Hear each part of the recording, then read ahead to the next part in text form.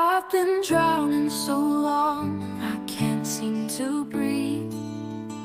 Lost in my mind, shadows, I can't find relief. Dragged down by the weight of what's in my head. I want to be stronger and rise up instead. Now I've been learning to heal, I've been facing the storm. And the clouds are parted, the weight is gone, and I believe. Hello and welcome back to my channel. I'm Sally from the Listening Room Diaries, where we talk about everything emotional and mental health. And today we're going to be talking about all the questions that you have as a trainee counsellor, everything you need to know about starting client work with regards to seeing clients with counselling, psychotherapy, and all the questions that you've sent in. So let's get going. Before we start, I thought I would do a little reminiscent video. I reached out to the place where I did my counselling training, so my 100 client hours, clinical hours, if you're not in the UK. And they're an organisation called KICS. KICS is associated and attached to the training course that's offered through Essex University. And they run a counselling service based in Colchester where they see clients in person or over Zoom. So it opens it up to nationwide in the UK. They run a counselling service that offers low-cost counselling that is run by the counselling students. They've been around for, I think, about 30 years, and they are just amazing. It's one of the few training centres that you can study to be a therapist, where you actually get a place to do your clinical hours or client hours. And if any trainee therapists are watching this, or anybody kind of looking to go into counselling, that is one of the biggest things, is when you get to your years where you're starting to see clients in person. It can be really hard to find those client hours, and if your organisation or institute offers that as part of their course, that is such a bonus. So I thought, before we start anywhere, I reached out to KICS and to Sam, who heads up KICS, and asked her if I could go back to my first ever counselling room that I ever saw my very first client in during my training hours. I didn't expect them to say yes, because they're such a busy service, but she agreed. And so before I get into answering the questions, I thought I'd take you on a little trip with me back to where I began, back to where it all began for me. And yeah, well, it was quite the experience, and I'd wanted to bring you with. So let's go. I've just not excused the sheep. This is just how I roll. This is human Sally, not professional therapist Sally. Sheep's not mine. That's my little girl's. But I just noticed it was in shot. Okay, it's fine. We're going to leave it there. We're all human. This is going to be a real video. So I thought I'd take you down to see where I trained, to revisit the counselling rooms that I first saw my very, very first client. Now, little disclaimer. Do you know, I was thinking as I was getting ready, I actually haven't been back to the university or to the rooms since COVID hit. I did my final year of training and clinical hours, client hours is what we call it in person-centered therapy. I did my final year during COVID, in that really weird time when nobody knew how long it was going to last. And so I actually haven't been back. I never went back. Everything just went online. So I don't actually know how I'm going to feel. But I just thought it'd be really just interesting, maybe. I don't know. just to make the process real of where I began and where I am now.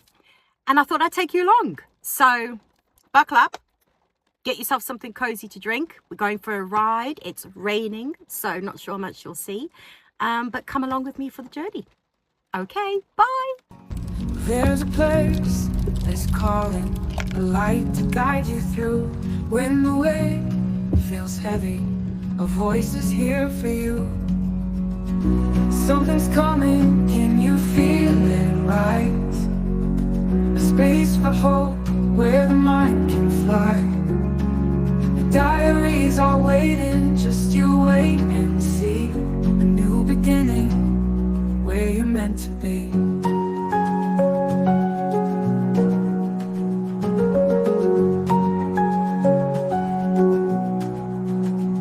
There's a place that's calling, a light to guide you through. When the way feels heavy, a voice is here for you. Something's coming, can you feel it rise? Space for hope, where the mind can fly. The diaries are waiting, just you wait and see. A new beginning, where you're meant to be.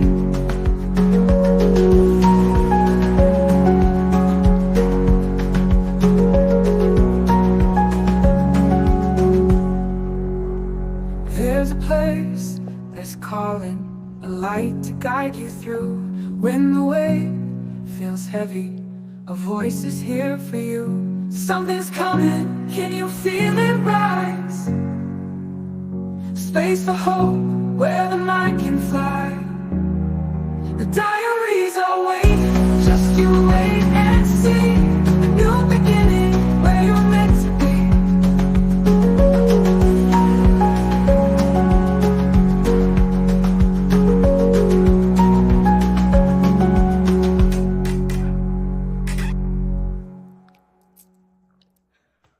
Hi guys. Oh my goodness. So, oh my word, I am in, I don't know if you guys can see, but I am in the very first room that I ever saw a client in my entire life. I'm in the Kicks counselling rooms.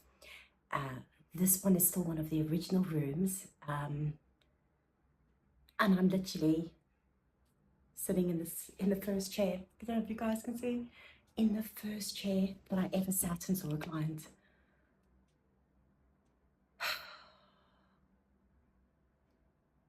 I'm just trying to take this in. I knew I was going to feel so much when I came here. I'm just noticing something. Sorry guys, my brain's like. I'm just noticing that picture that's on the wall. I don't know if you guys can see. Can you see? Oh my goodness. I used to look at that picture. I used to look at that picture when I was a student. So I haven't been back here since 2019. I think I said that already on the journey to the car.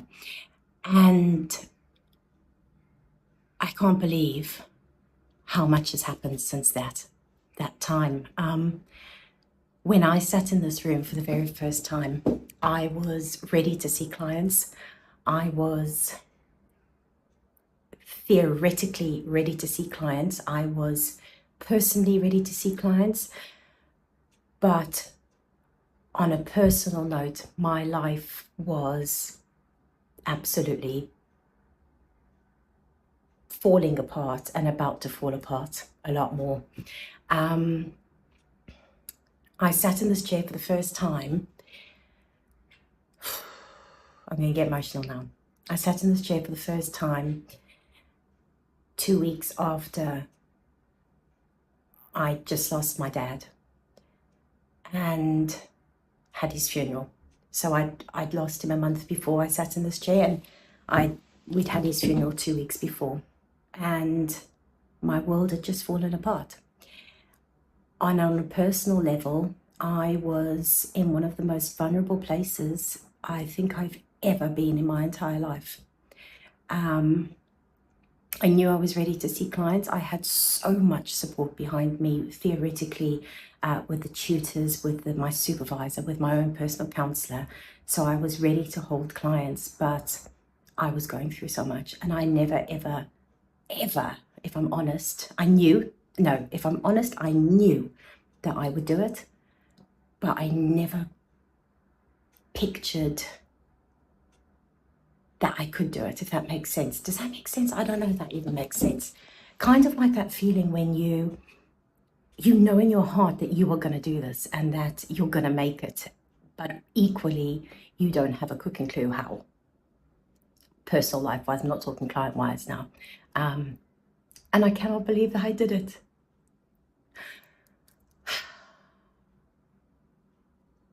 I did it, Dad. I did it. I did it. I did it. Because that's one thing I used to do, is I used to look out that window. I don't know if you can see, let me just zoom out. I used to look out that window and I used to talk to my dad. I know some people may call me crazy, but I did. And I used to be like, I can't do this without you. I need you to help me get through this. And I did it. I get goosebumps. If this is not a message to believe in your dreams and to keep pushing through with support, even at some of the hardest times. Obviously, there's a lot more that was going on in my life that I'm not going to share on the channel. But there was a hell of a lot more going on as well. And if this message is for anything, it's to just push through, and that you can absolutely do this with support around you. You can reach your dreams. So here we go. Now, I can remember coming into this room, and I used to decorate it. I used to bring cushions and what else I used to bring? Cushions, room spray. I used to move everything. I'll never forget. Let me just zoom. Can I zoom out? No. So I used to move. Actually, I don't know if it was me that put that plant in the corner. I'm sure the plant used to be somewhere else, and I used to move it in the corner. Anyway, probably it's not me, but I used to move the plant over there. There was a bin that I was like, no. Used to move the bin. Used to set up the table. I used to set up this little table. Used to put it in the middle. Move the client's chair. Puff up the cushions. I used to bring little blankets in throws just to like make it feel like my space. So that's one of the things that I used to do, to just feel ready. I used to clean everything as well. I mean, maybe I preempted that COVID was coming. I don't know, but I just wanted the space to feel as cozy and welcoming as possible. The rooms, they are redecorating the rooms. They've redone the other rooms, which are beautiful. This one's going to be done soon, so I'm so glad I've actually got it in its original form, which is brilliant. But yeah, this is, hope you can see, this is where it all began. Okay, and that's important. I think, you know, for any students starting, is make the room your own. Obviously, we've got a tight time span because you've got to be out the room for the other counselling students coming in. I'll never forget, I was just telling Sam, who runs and heads up Kicks, but I was just, oh, hang on, you've got a hand in the way.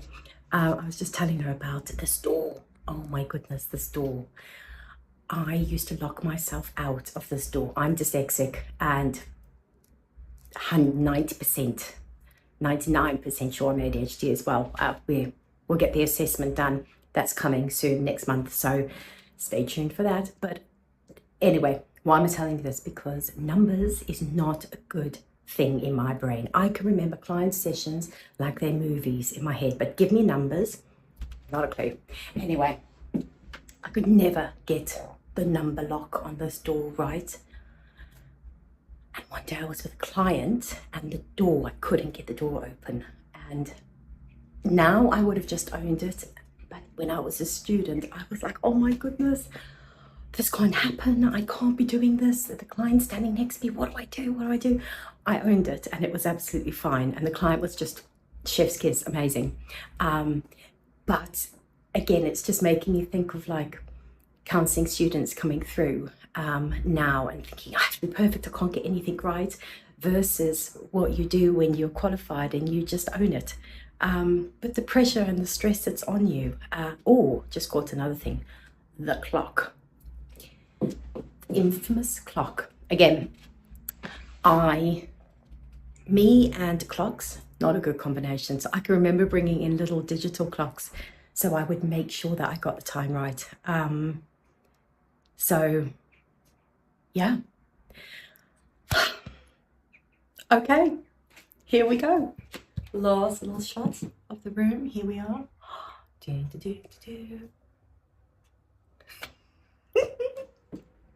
the picture. I'm still confused as to what that picture means. I've still never figured it out. You'd think I had. I would have. I've sat here enough hours in this room. There we go. This is where I first did my first clinical hours. Training hours, client hours, clinical hours if you're in another part of the world. I'm not saying that to sound pretentious, because some people do sound a bit pretentious when we call it really big names that it's client hours. But there we go. Okay. See you later.